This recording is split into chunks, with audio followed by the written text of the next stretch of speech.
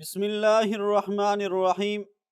قرآن مجید فرقان حمید کے اندر اللہ رب العزت نے سورہ بنی اسرائیل میں ارشاد فرمایا وَلَا تَقْفُ مَا لَيْسَ لَكَ بِهِ علم، یعنی اے بندے اس بات کے پیچھے نہ پڑ جس بات کا تجھے علم نہیں۔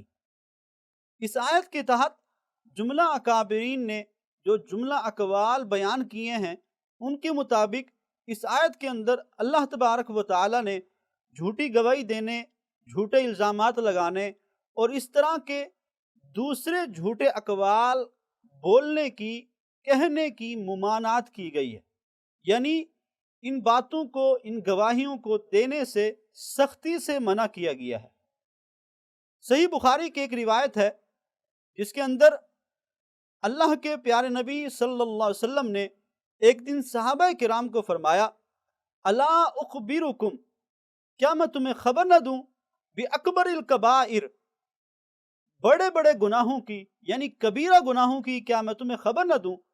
صحابہ کرام نے عرض کی یا رسول اللہ صلی اللہ علیہ وسلم کیوں نہیں؟ تو آپ صلی اللہ علیہ وسلم نے فرمایا الاشراک باللہ وعقوق الوالدین، اللہ تعالیٰ کے ساتھ شرک کرنا اور والدین کی نافرمانی کرنا۔ راوی کہتے ہیں کہ آپ صلی اللہ علیہ وسلم اس وقت ٹیک لگائے ہوئے تھے، آپ نے ٹیک چھوڑی اور آپ سیدھے تشریف فرما ہوئے۔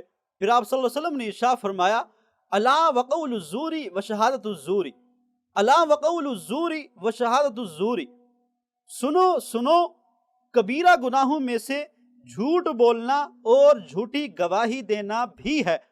پھر آپ نے یہی جملہ ارشاد فرمایا سنو سنو جھوٹ بولنا اور جھوٹی گواہی دینا کبیرہ گناہوں میں سے بھی ہے۔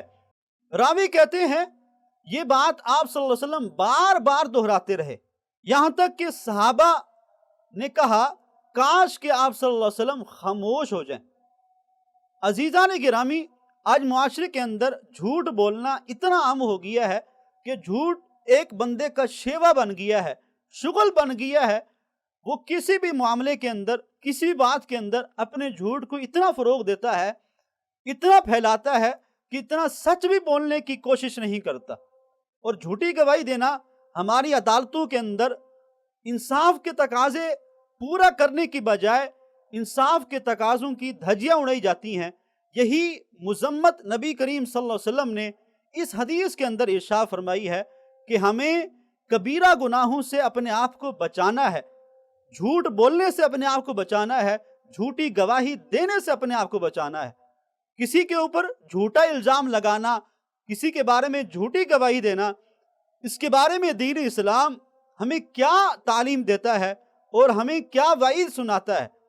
روایت میں ہے، سنن ابو داؤد کی ایک روایت ہے، نبی کریم صلی اللہ علیہ وسلم نے فرمایا جس شخص نے کسی مسلمان کو ذلیل کرنے کی غرض سے اس پر الزام عائد کیا تو کل قیامت کے دن اللہ تعالیٰ اس شخص کو جہنم کے پل پر روک لے گا یہاں تک کہ وہ اپنے کہنے کے مطابق عذاب پا لے گا۔